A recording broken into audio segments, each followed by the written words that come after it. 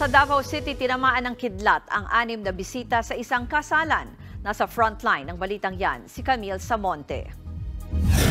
Nabulabog ang isang kasalan sa Davao City nitong Sabado. Ito ay matapos tamaan ng kidlat ang 6 na bisita. Kabilang sa mga biktima ang 8 taong gulang na lalaki. Ayon sa mga otoridad, makulimlim ang panahon noong nangyari ang kasalan at bigla na lang kumidlat. Sugatan at nanghina ang mga tinamaan. Isinugod sila sa ospital at ngayon nasa maayos namang ng kalagayan.